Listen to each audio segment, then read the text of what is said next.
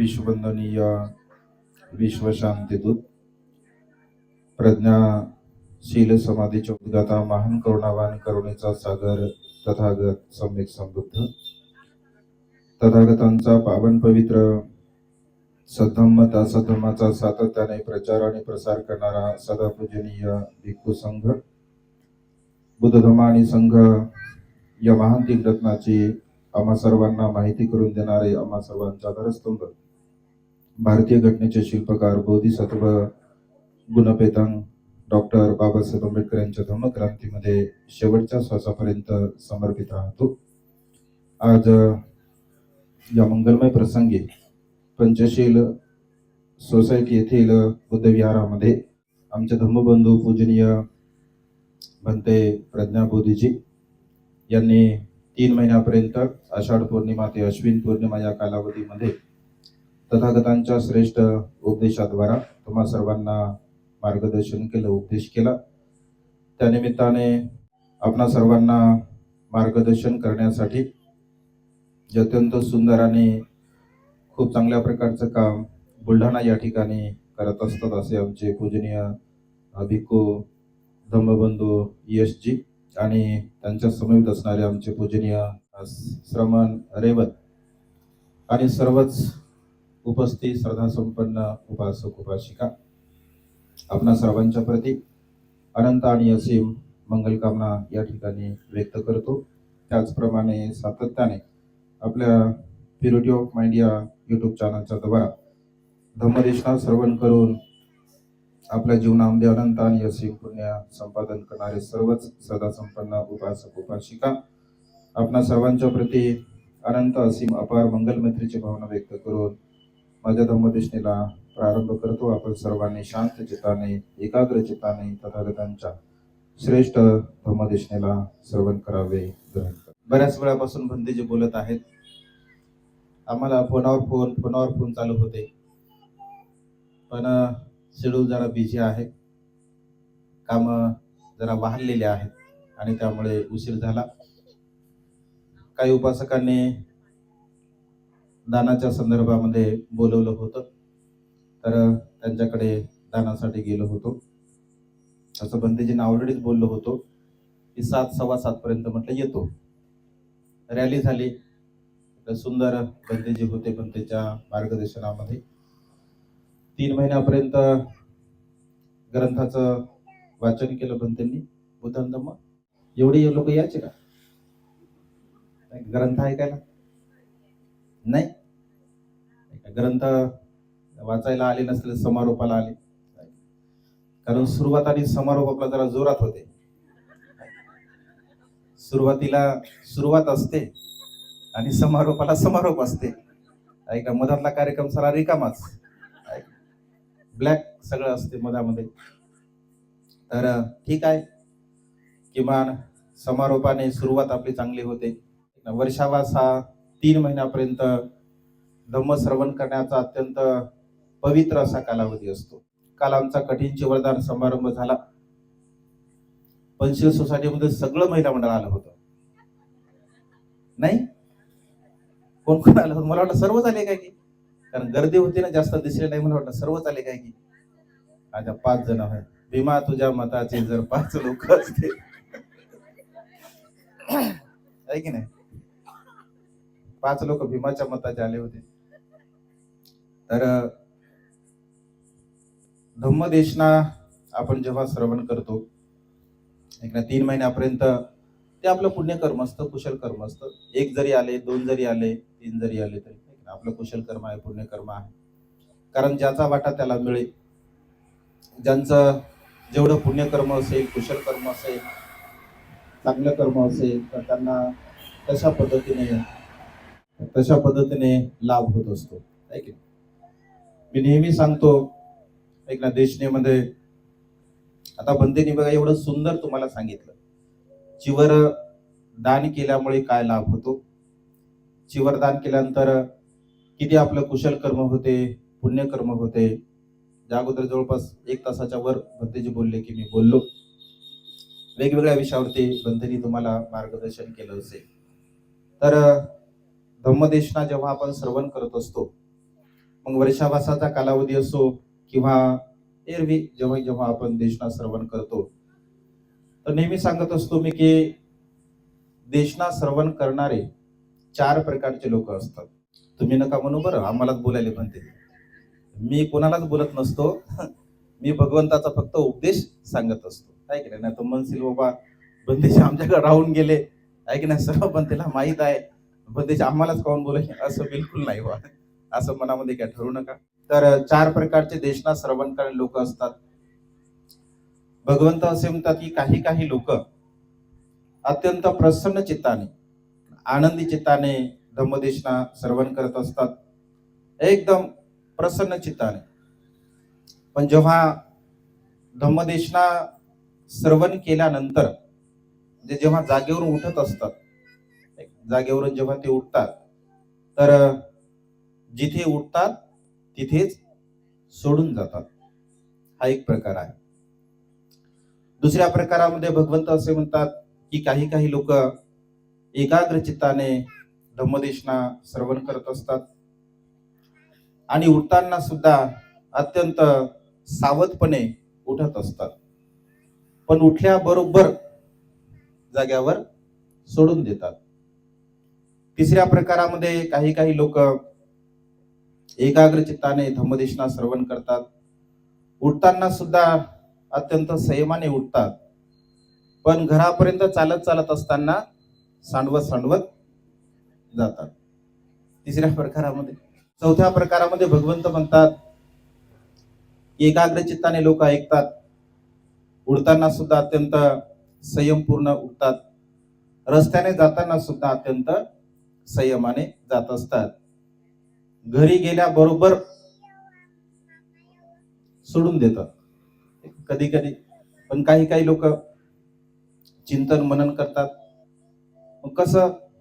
बसल्या बसल्या जसं तुम्ही देशना श्रवण करता, देशना श्रवण करत असताना आपण अत्यंत संयमाने देशना श्रवण करत असतो, पण जेव्हा देशना केलेल्या जागेहून आपण उठतो, उठल्यानंतर आपण काय करतो? जागच्या जागी विसरतो आणि वेगवेगळ्या विषयावरती आपण चर्चा करत असतो.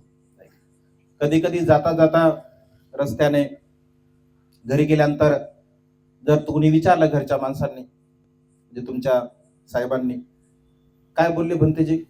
लय भारी बोलले. काय सांगलं भंतेजी? बापा, काय भंतेजी बोलतात. यश भंतेजीने असं प्रवचन दिलं की बस, लय भारी बोलले. काय बोलले? लय भारी. अरे काय बोलले सांगा ना. भारी तर बोलतातच भंतेजी, काही विषय नाही, पण नेमकं काय बोलले हे पण लक्षामध्ये आपल्याला असलं पाहिजे. जर काय बोलले हे लक्षामध्ये ठेवलं तर आपल्याला आचरण करता येईल. जर समजून घ्या काय बोलले हे जर आपल्या लक्षामध्ये नाही, तर मग आचरण कसं करू आपण? विसरलो आपण तर. मी नेहमी सांगतो, गावाकडचे लोक असं बोलतात, पदर नेहमी शाबूत असला पाहिजे. पदर जर समजून घ्या फाटका असेल, पदर समजते तुम्हाला? तुमच्याकडे पदरच म्हणतात का? आमच्याकडे तिकडे पदर म्हणतात, आहे की ना? पदर जर समजून घ्या फाटका असेल तर पदरामध्ये धान्य काही घरापर्यंत जात नाही, पण पदर जर शाबूत असेल तर घरापर्यंत मात्र धान्य आपण घेऊन जाऊ शकतो. अगदी धम्माच्या संदर्भामध्ये सुद्धा भगवंत असे म्हणतात की आपल्या मनाची मानसिकता जर स्थिर असेल, आपण एकाग्र चित्ताने देशना जर श्रवण करत असेल, त्या देशनेचं आपण चिंतन मनन करत असेल, ती देशना आपल्या स्वतःच्या हितासाठी, सुखासाठी आणि कल्याणासाठी ती देशना आपण स्वतः अंतर्भूत करत असेल आणि त्यानुसार जर जीवन जगण्याचा आपण प्रयत्न करेल तर आपलं जीवन बघा सुखकर होत असते. कारण चिरन तिठन तू सद्धम्म असं आपण म्हणतो वंदनेमध्ये. भगवंताचा धम्म हा सदा सर्व काळ समान रूपाने फळ देणारा असतो. म्हणजे भगवंताची देशना श्रवण करून भगवंताच्या काळामध्ये उपासक श्रोतापन्न सकृतागामी अनागामी अनंत होत होते.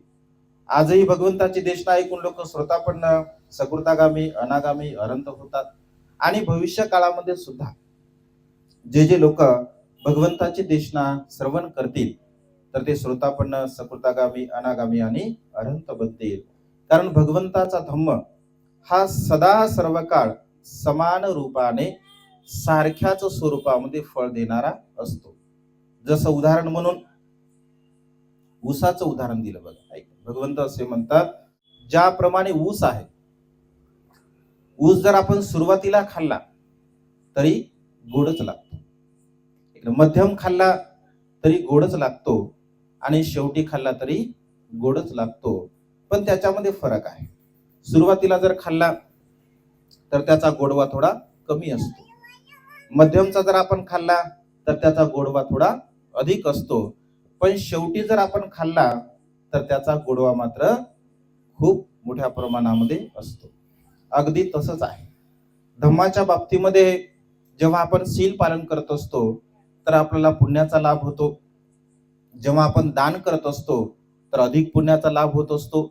आणि जेव्हा आपल्या स्वतःच्या विकाराला नष्ट करून राग, द्वेष, लोभ, मोह, मीपणा, अहंपणा, गर्व, ईर्ष्या या सर्व प्रकारच्या विकाराला नष्ट करून आपल्या चित्ताला जेव्हा आपण एकाग्र करतो, आनापानसती करतो, ध्यान भावना करतो, विपश्यना करतो, आपल्या मनातील जेव्हा जेव्हा विकार आपण नष्ट करण्याचा प्रयत्न करतो तर तेव्हा तेव्हा बघा अधिक अधिक सुख आपल्या जीवनामध्ये आपल्याला प्राप्त होत असते.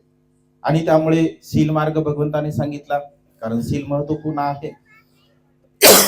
शील जर नसेल, सदाचार जर नसेल तर मनुष्याच्या जीवनामध्ये सुखाची अपेक्षा आपण करू नये.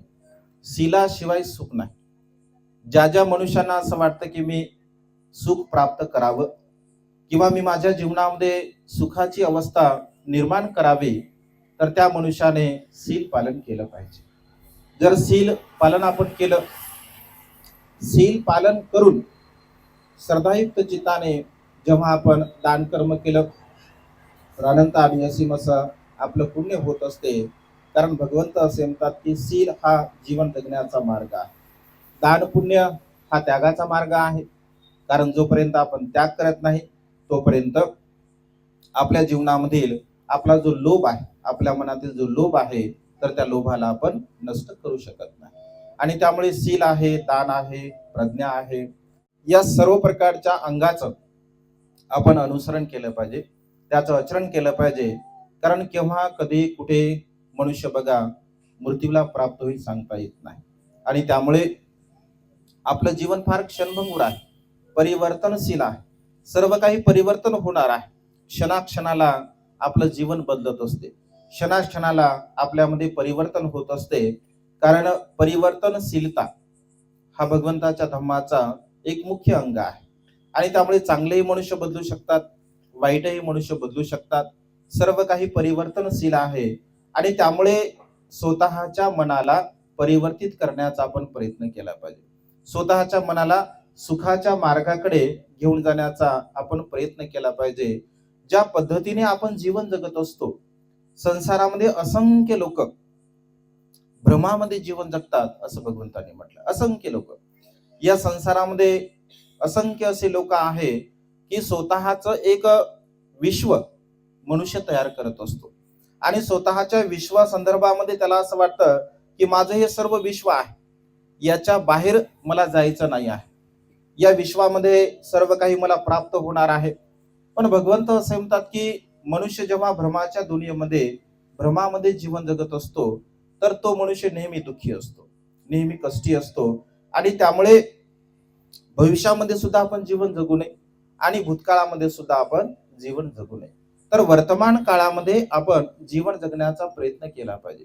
सध्या या घडीला वर्तमान काळामध्ये मला कशा प्रकारचं जीवन जगायचं आहे, वर्तमान काळामध्ये मला कशा प्रकारचं धम्म आचरण करायचं आहे, वर्तमान काळामध्ये मला कशा प्रकारचं दान पुण्य करायचं आहे, वर्तमान काळामध्ये माझ्या सर्व प्रकारच्या विकाराला नष्ट करण्यासाठी मी काय केलं पाहिजे, हे सर्व प्रकारचं परिवर्तन आपण आपल्या चित्तामध्ये निर्माण करण्याचा आपण प्रयत्न केला पाहिजे.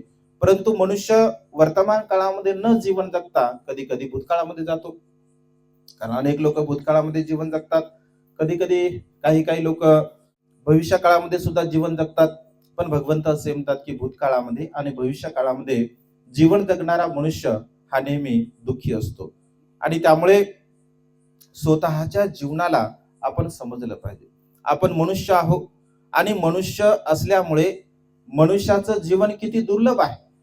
मानवी जीवन मिळणं अत्यंत दुर्लभ अशी गोष्ट आहे. भगवंताने असं म्हटलंय. कारण मनुष्याचा जन्म अनंत आणि असीम आपण पुण्यकर्म केलं असतं, कुशल कर्म केलं असतं, त्या कुशल कर्माच्या बलाने, त्या पुण्यकर्माच्या बलाने आपल्याला हे मानवी जीवन प्राप्त होत असते. मग सर्वच मनुष्याचा जन्म जरी झाला तर त्याच्या समोर भगवंत असे म्हणतात की मनुष्य जन्मास येऊन सुद्धा धम्माचं आचरण करणार मनुष्य मिळणं किंवा धम्म आचरण करणे ही अत्यंत दुर्लभ अशी गोष्ट आहे, कठीण गोष्ट आहे. कारण धम्माचं आचरण करणे, त्याच्या अगोदर भगवंत असे म्हणतात की धम्म श्रवण करणेच अत्यंत कठीण गोष्ट आहे. कारण धम्म श्रवण करण्याची जी आपल्या मनाची मानसिकता असते तर ती मानसिकता राहत नाही. बरेच लोक धम्म श्रवण करत असताना त्यांचं चित्त विचलित होत असते, त्यांचं चित्त वेगवेगळ्या विषयामध्ये गुंतलेलं असतं किंवा वेगवेगळ्या प्रकारचे जे आपले संस्कार असतात, सहा इंद्रियाच्या द्वारा डोळ्याचे संस्कार असतात, कानाचे संस्कार असतात, जिभेचे संस्कार असतात, स्पर्शाचे संस्कार असतात, मनाचे संस्कार असतात. या सहा इंद्रियाच्या द्वारा असंख्य वर्षापासून आपल्यावरती जे सुखाचे संस्कार निर्माण झाले असतात त्या संस्काराच्या द्वारा कधी कधी मनुष्य योग्य प्रकारचं धम्म सुद्धा श्रवण करू शकत नाही. धम्म श्रवण करून सुद्धा धम्माचं आचरण करणारी मनुष्य या संसारामध्ये अत्यंत दुर्लभ आहे असं भगवंतांनी म्हटलं आहे. आणि त्यामुळे हा दुर्लभ धम्म भगवंतामुळे आपल्याला प्राप्त झालेला आहे. हा दुर्लभ धम्म बाबासाहेबांच्या असीम पुण्याईमुळे आपल्याला प्राप्त झालेला आहे. तर या धम्माचं आचरण करणे, या धम्माचं अनुसरण करणे, धम्माला समजून घेणे आणि त्यानुसार जीवन जगणं प्रत्येक मनुष्याचं कर्तव्य आहे. ज्या मनुष्यांना असं वाटतं की माझं जीवन मी सुखपूर्वक जगलं पाहिजे किंवा माझ्या सर्व प्रकारच्या तृष्णेला मी नष्ट केलं पाहिजे, नाहीसं केलं पाहिजे, तर धम्माचं आचरण करणं अत्यंत गरजेचं आहे. कारण जीवन बघा फार क्षणभंगुर आहे. जीवन मनुष्याच्या जीवनाचा बघा भरोसा नाही. एक नेहमी उदाहरण सांगत असतो. एकदा श्रावस्तीमध्ये भगवंत वास्तव्य करत असताना एक राजगृहाचा व्यापारी श्रावस्तीमध्ये व्यापार करण्यासाठी जात असतो आणि त्याला असं वाटतं की पावसाळ्याला बराच वेळ आहे. पण जेव्हा तो श्रावस्तीमध्ये पोहोचतो तर काही कालावधीनंतर पावसाला सुरुवात होत असते आणि तो विचार करतो की अरे, मला तर असं वाटलं की पाऊस उशिरा सुरू होईल, परंतु पाऊस तर फार लवकर सुरू झाला. मग तो असा विचार करतो की आता पावसाळ्यामध्ये आपण कसा व्यापार करू शकतो. 500 गाड्या त्याच्या सोबत असतात. 4 महिने आपल्याला इथंच राहावं लागेल आणि पुन्हा 2 महिन्यापर्यंत आपण व्यापार करू आणि नफा घेऊन आपल्या घरी निघून जाऊ, असा तो विचार करतो. आणि अशा प्रकारचा विचार करत असताना भगवंत रोज सकाळच्या प्रहरी या संपूर्ण जम्बूद्वीपाचं चिंतन मनन करत असतात की कोणता मनुष्य आज धम्मलाभ करून घेऊ शकतो. आणि ज्यांच्याकडे पुण्य पारमी असते, ज्यांचं पुण्यबल असतं, तर भगवंत त्यांना धम्मदेशना देण्यासाठी जात असतात. कारण कधीही केव्हा कुठे मनुष्याची पारमी पूर्णत्वास येईल, मनुष्याचं पुण्य फळास येईल हे आपण सांगू शकत नाही. जसं की एखादं फळ कुठे आणि कधी पिकेल हे आपण काही सांगू शकत नाही. असंख्य फळं असतात बघा झाडाला. असंख्य फळं जेव्हा झाडाची आपण पाहतो तर असा एखादा कोणी तज्ञ मनुष्य आहे का की हे फळ पिकणार आहे असा सांगणारा? बिलकुल नाही आहे. कारण तेवढं तज्ञ मनुष्याकडे ज्ञान नसतं. म्हणजे कधीही आणि केव्हाही कोणतंही फळ पिकू शकते. म्हणजे ज्यांची पूर्णत्व जे फळाचं आहे ते पूर्णत्व त्याला लाभलं का ते झाडाचं फळ पिकत असते. अगदी तशाच प्रकारे असंख्य फळामधून जसं एखादं फळ सुरुवातीला पिकते आणि मग अंदाज लावला जातो की सर्व आंबे आता पिकायला आलेले आहे, अगदी तशाच प्रकारे असंख्य या संसारामध्ये लोक जीवन जगणारे असतात, परंतु सर्वच लोक फळाला प्राप्त होतील असं काही नसतं. ज्यांची पुण्यपारमी जागरूक होत असते तर तो मनुष्य फळास येत असतो, त्या मनुष्याची पुण्यपारमी फळास येत असते. तर भगवंत जेव्हा जाणतात तर भगवंताच्या ज्ञानजाळामध्ये हा जो व्यापारी असतो तो व्यापारी येत असतो. आणि जेव्हा हा व्यापारी असा विचार करतो, आनंद भंतेसोबत भगवंत भिक्षाटनासाठी निघालेले असतात. त्या व्यापाऱ्याच्या चित्तातील विचार जाणून भगवंत स्मित हास्य करतात. स्मित हास्य केल्याबरोबर आनंद भगवंताकडे पाहतो आणि म्हणतो, भगवान आपण स्मित हास्य का केलं? कारण भगवंत कधीही कारणाशिवाय हसत नसतात. जर कारण असेल तर भगवंत हसतात, आणि भगवंताचं हसणं म्हणजे स्मित हास्य करणं. ऐक ना, कधी कधी आपण स्मित हास्य करत असतो, म्हणजे हृदयामधून जे हास्य येत असते तर ते स्मित हास्य असतं. पण हास्य केवळ हास्य नसते. ऐक ना, हास्य केवळ हास्य नसतं, तर कधी कधी हास्यामागे मिस्किलपणा पण असतो. कधी कधी हास्यामागे म्हणजे द्वेषाची भावना सुद्धा असते. कधी कधी हास्यामागे टिंगल टवाळीची भावना सुद्धा असते. कधी कधी हास्य मात्र प्रसन्नतेच असतं, आनंदात असतं. कधी कधी हास्य म्हणजे वेगवेगळ्या प्रकारच्या हास्याच्या ह्या भावना आहेत. त्यामुळे भगवंत स्मित हास्य करतात. आनंद बनते विचारतात की भगवान आपण स्मित हास्य का केलं? तर भगवंत आनंदाला सांगते, आनंद हा जो व्यापारी आहे, हा व्यापारी असा विचार करतो की 6 महिन्यापर्यंत मी श्रावस्तीमध्ये वास्तव्य करणार आहे. मग काय झालं, भगवंत म्हणते की आनंद 6 महिन्यापर्यंत हा विचार करत आहे, पण या व्यापाऱ्याला माहित आहे का की हा 6 महिन्यापर्यंत जिवंत राहील? याला माहित आहे का की 6 महिन्यापर्यंत याचं आयुष्य आहे? आनंद म्हणतो की भगवान का नाही, कारण तो तर सुदृढ आहे, तो तर एकदम बलवान आहे, तो धनवान आहे. भगवान नक्कीच तो 6 महिन्यापर्यंत जीवन जगू शकतो. तर भगवंत म्हणतात की आनंद नाही, हा 6 महिन्यापर्यंत जीवन जगणार नाही. मग किती दिवस किती महिने भगवान? तर भगवंत म्हणते आनंद हा फक्त 7 दिवसाचा सोबती आहे. 8व्या दिवशी हा मृत्यूला प्राप्त होणार आहे. असं म्हटल्याबरोबर आनंद म्हणतो, भगवान मग काय? तर भगवंत म्हणतो की जा त्याला सांग की 6 महिन्याचा जो तो विचार करत आहे तो विचार मात्र तुझा पूर्ण होणार नाही. लगेच तो भगवंत आनंदाच्या म्हणजे भगवंताच्या सांगण्यावर आनंद त्याच्याकडे जातात, त्याला सर्व विचारतात आणि तो सांगतो. मग तो आनंद त्याला सांगतात आणि ते भगवंताकडे येत असतो. तो म्हणतो, भगवान खरोखरच माझं आयुष्य अल्प आहे, केवळ मी फक्त भगवान 7 दिवस जगणार आहे, माझं आयुष्य फक्त 7 दिवसाचं आहे. तर भगवंत म्हणतात की हो, तुझं आयुष्य फक्त 7 दिवसाचं आहे, 8व्या दिवशी तू मृत्यूला प्राप्त होणार आहे. असं जर समजून घ्या आपल्याला कळालं, किंवा माझं आयुष्य फक्त 7 दिवसाचं आहे, काय करसाल तुम्ही? काय करसाल? डॉक्टरने सांगलं तुम्हाला किंवा तुमचं आयुष्य फक्त 7 दिवसाचं आहे, 8व्या दिवशी तुमचा कार्यक्रम लागणार आहे, काय करसाल तुम्ही? हा, एक उत्तर आलं. आणखी काय कोण करसाल?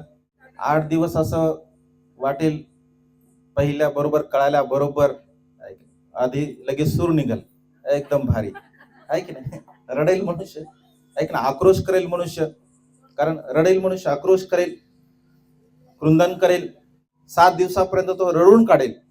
काही काही मनुष्य जसं आता आई बोलल्या की काही काही मनुष्य हे म्हणतील आता खाऊन पिऊन घेऊ द्या, आहे की ना, 7 दिवसापर्यंत 7 दिवस आपलं जीवन आहे, खाऊन पिऊन घेऊ द्या, एक चांगलं चांगलं खाऊ द्या. कोरोनाच्या काळामध्ये तेच केलं आम्ही. लोकाला काय भरोसा नव्हता जगण्याचा, त्याला वाटलं बा खाऊन पिऊन मरू द्या, मरणार तर असे याव, काही सांगता येत नाही, कधी कोरोना घरी येईल आणि कधी आपल्याला घेऊन जाईल. लोक लयच म्हणतात तोंड पाहू द्या, कोरोनामध्ये कोणी कोणाचं तोंड नाही पाहिलं, आहे की नाही? कोरोनामध्ये तिकून तिकडच घेऊन जा म्हणायचे.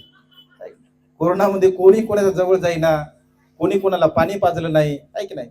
कोणी कोणाला विडा दिला नाही, आणि कोणी कोणाला सोनं टाकलं नाही, काही गेंद नाही, तिकडच नाही, इकडे येऊ नका म्हणायचे, आम्ही क्वारंटाईन आहोत. म्हणजे बघा, कोरोनाच्या काळामध्ये आपल्याला जीवन शिकवलं, कारण खाणारे लोक खाऊन मरतात. एकदा असाच मनुष्य पत्नीसोबत त्याचं भांडण झालं, लय भांडणं होतात बायाच्या माणसासोबत, तर भांडणामध्ये मनुष्य काही निर्णय घेते, हा तेच आपलं एकमेकांसोबत वाद होत राहत आहे की नाही. भांडण झालं, आता तो जरा रागिष्ट होता, जसं भंतीजी म्हणलं की डबल डबल गुस्सा आता आहे. एक बार तो आता डबल गुस्सा आता आहे. कधी कधी समजून घ्या, पुरुषाला राग आला तर मग महिलांना सुद्धा राग येते. मग रागाच्या भरामध्ये तो म्हणाला जास्त बोल नको, नाहीतर आत्महत्या करल. त्या म्हणत करा, जा घेऊन जा. निघला मग तो आत्महत्या करायला. रस्त्याने एक मित्र भेटला, अरे कुठे चालला? काय नाही म्हणे, लय टेन्शन आहे म्हणे, मला लय दुःखामध्ये आहो म्हणे. बायको चांगली होती म्हणून आता बिघडली म्हणे, आता पहिल्यासारखे काय वागत नाही म्हणे, राहत नाही म्हणे, लय बोलत राहते म्हणे, एक शब्द पडू देत नाही म्हणे. मग काय करा, आत्महत्या करतो म्हणे आता. बरं, मग कुठं चालला? ना रेल्वे पटरीवर जातो म्हणे, तुमच्या जवळ रेल्वे पटरी आहे. असं कोणाच्या मनात येऊ देऊ नका, उदाहरण म्हणून सांगत आहे फक्त. रेल्वे पटरीवर जातो म्हणे, कारण असं म्हणतात म्हणे लोक, किंवा रेल्वे पटरीवर गेलं का काही विचार म्हणजे पुन्हा काही वाचायचे चान्सेस नाही. बरं ठीक आहे म्हणे, मग हे काय बांधलं म्हणे गठुड्यामध्ये? काय नाही म्हणे, भाकर आहे म्हणे. म्हणे काऊन? ट्रेन उशिरा आली तर मग काय करू म्हणे. मरायचं तर करा म्हणे, पण खाऊन पिऊन मिळालं पाहिजे. ऐक ना, उशिरा ट्रेन आली तर मग काय करायचं? उपाशी कशाला मरायचं? खाणाऱ्या माणसाला असं वाटतं की उपाशी नाही मेल्या पाहिजे. भांडण करणाऱ्या माणसाला वाटतं त्याला भांडून घेऊ द्या. लय दिवसापासून भांडण करत होतो, ऐक ना, भांडण राहिलं. भांडकुदळ माणसाला असं वाटतं की 7च दिवस आहेत आता, जरा भांडून घेऊ द्या. म्हणजे ज्या ज्या मनुष्याला जे जे वाटतं, कारण जीवन जगण्याच्या अनेक मार्ग लोकांचे आहेत, आणि त्यामुळे जे जे ज्याला वाटतं ते 7 दिवसापर्यंत करेल.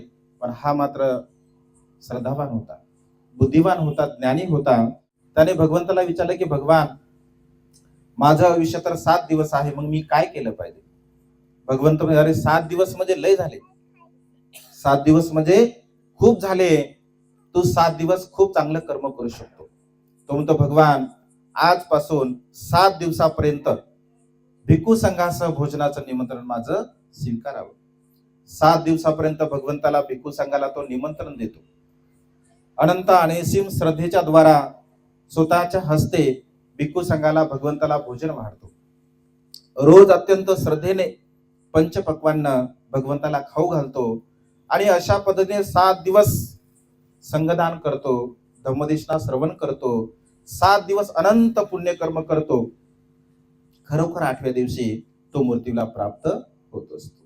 मृत्यूला प्राप्त झाल्यानंतर भंते आनंद विचारतात भगवंताला की भगवान, हा जो मृत्यूला प्राप्त झाला, भगवान याची कोणती गती झाली?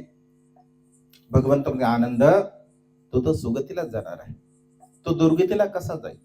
कारण 7 दिवसापर्यंत त्याने अनंत आणि असीम असं पुण्यकर्म केलं, कुशल कर्म केलं.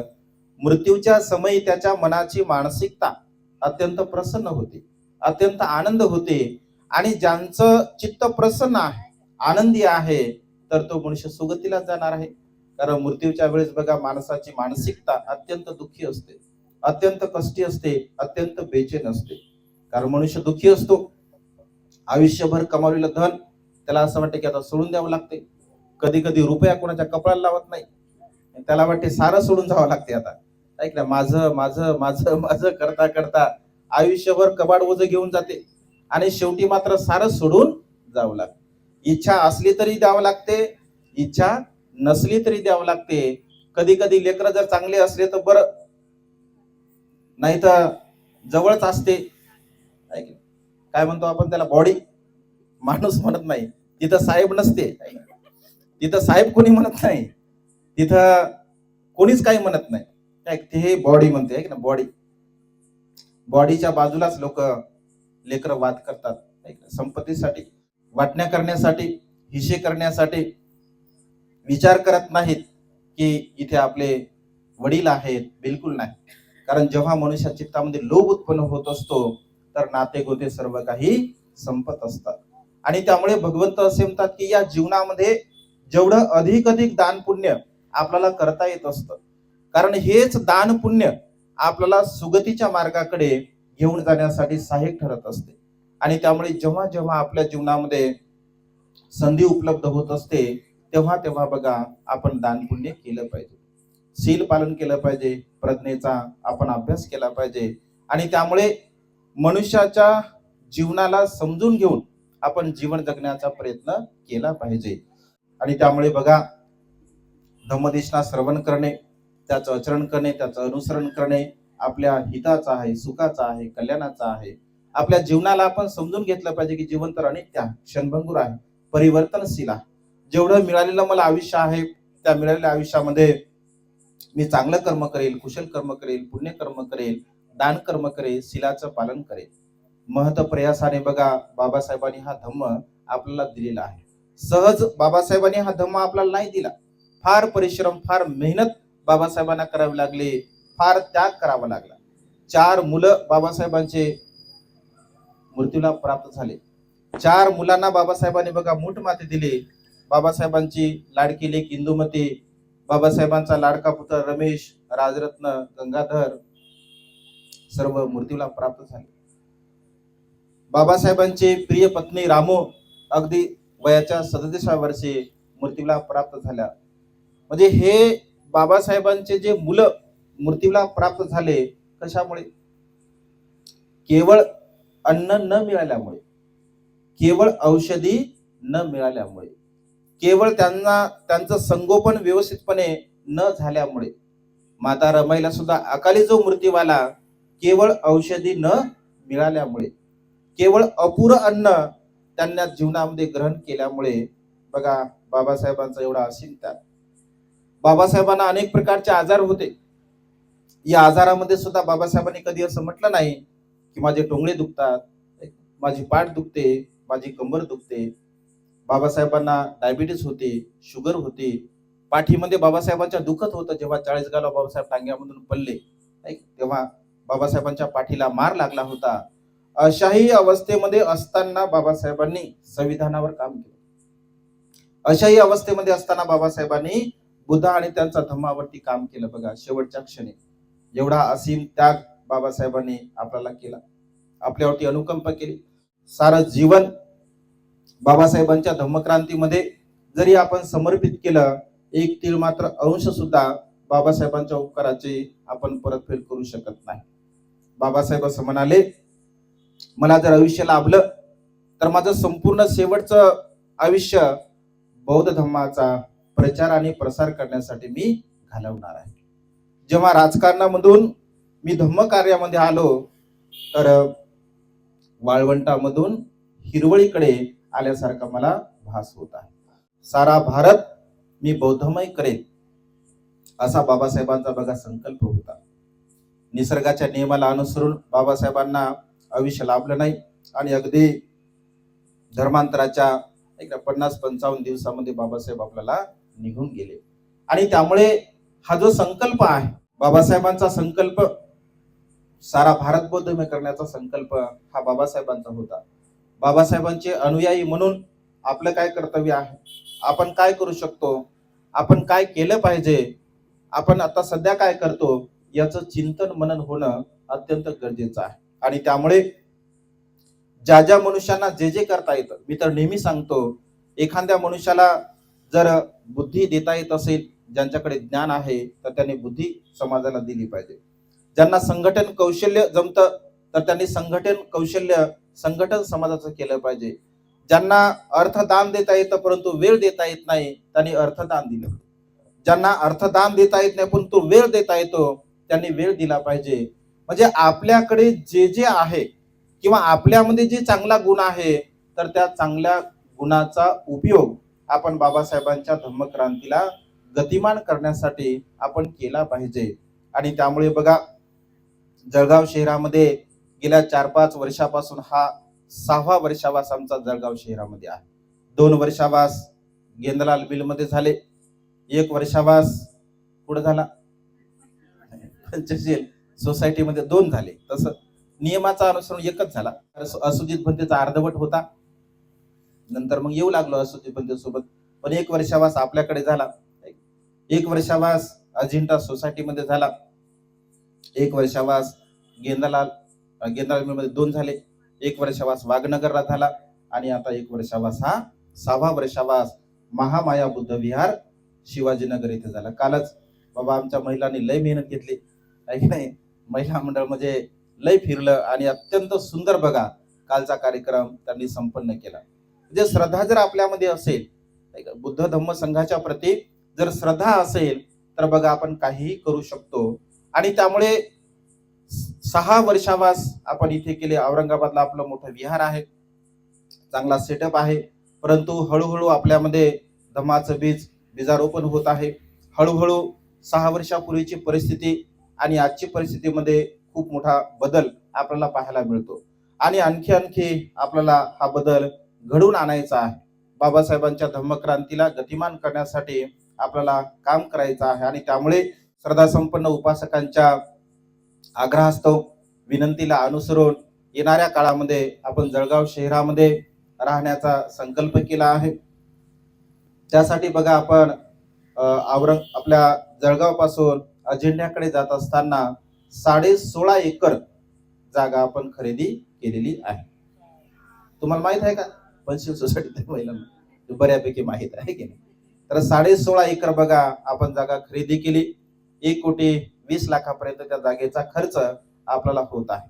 येणाऱ्या काळामध्ये मोठं भिकू ट्रेनिंग सेंटर निर्माण व्हावं, तिथे उपस्वतागार निर्माण व्हावा, तिथे वृद्धाश्रम असेल, अनाथ आश्रम असेल, ते आपण निर्माण करणार आहोत. येणाऱ्या काळामध्ये इंग्लिश स्कूल असेल, हॉस्पिटल असेल, भगवंताची 80 फूट बुद्धांची मूर्ती निर्माण करण्याचा आमचा मानस आहे. अशा प्रकारचे विविध कार्यक्रम, विविध प्रोजेक्ट सामाजिक, धार्मिक, शैक्षणिक आपण तिथे निर्माण करण्याचा प्रयत्न करत आहोत. आजच आर्किटेक्टला भेटून आलो, आज आमची भेट झाली. तर ऑर्डर आहेत बघा, परंतु ते बोलले की गुरुजी हे तुमच्या समाजात तुम्ही काम करत आहात, हे प्लॅन करत असताना जे काही जे खर्च लागतो 1 रुपया सुद्धा तुमच्याकडून मी घेणार नाही. हा सर्व खर्च बघा प्लॅन करण्यासाठी, मॅप तयार करण्यासाठी, 3D म्हणजे सर्व प्लॅन तयार करण्यासाठी किमान 2-3 लाख रुपये लागतात.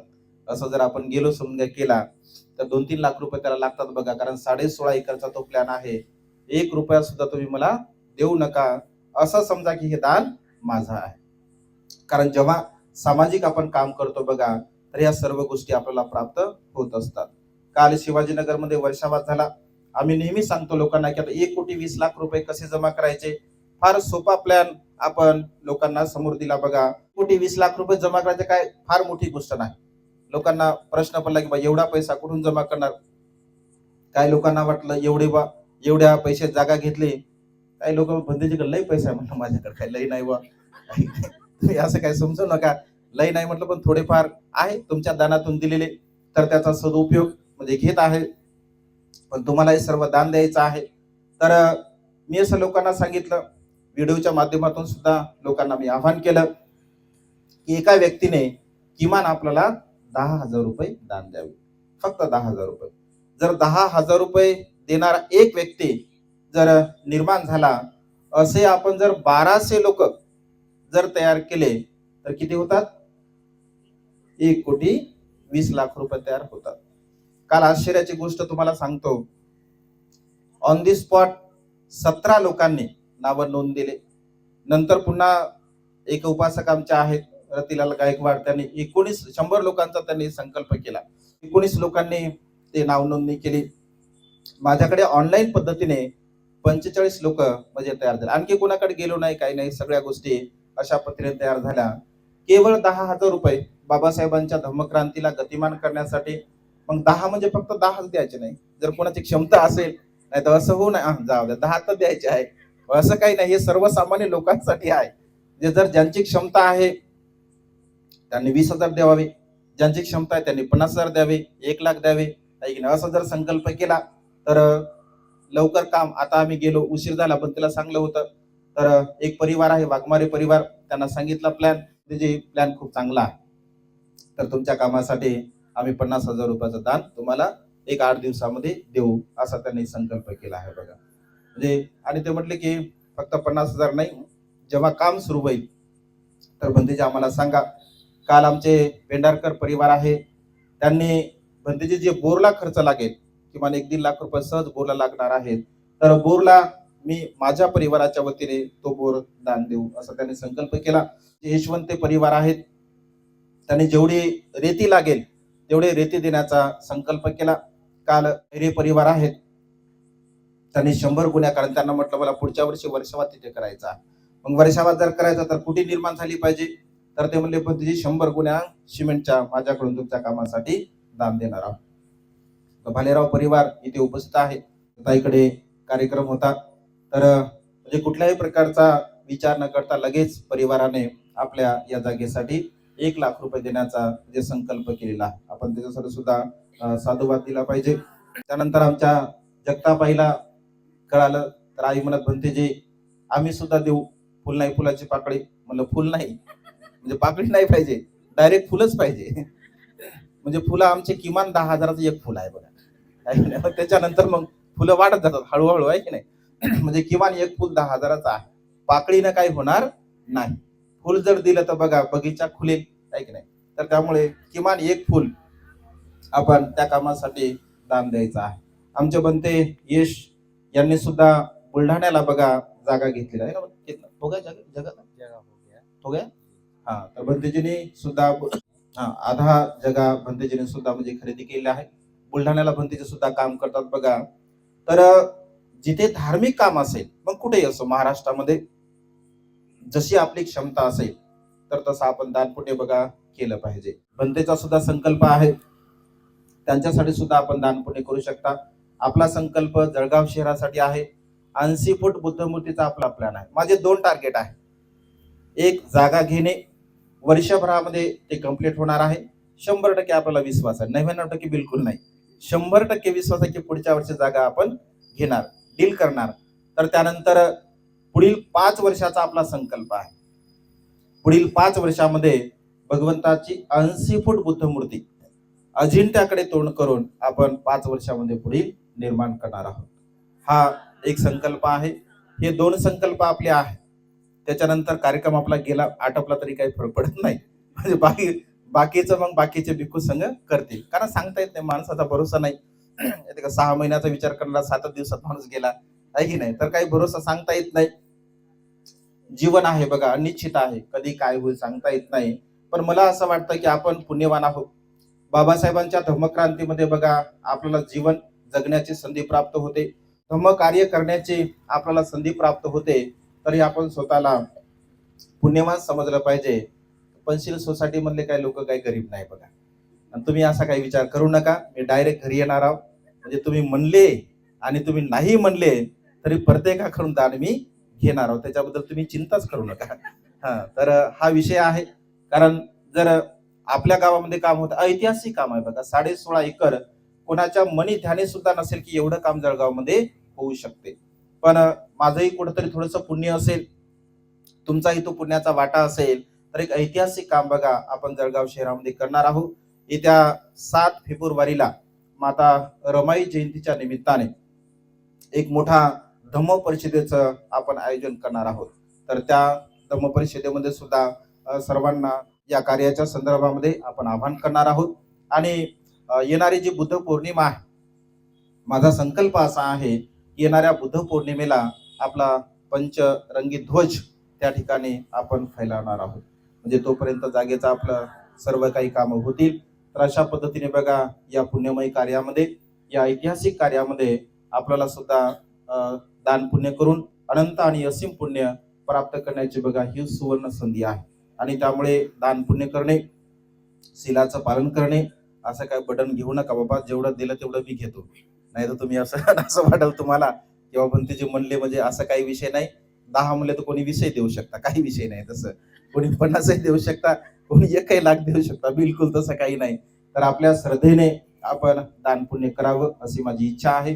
किमान 50% अमाऊंट जळगाव शहरामधून जमा झालं पाहिजे असा आमचा मानस आहे.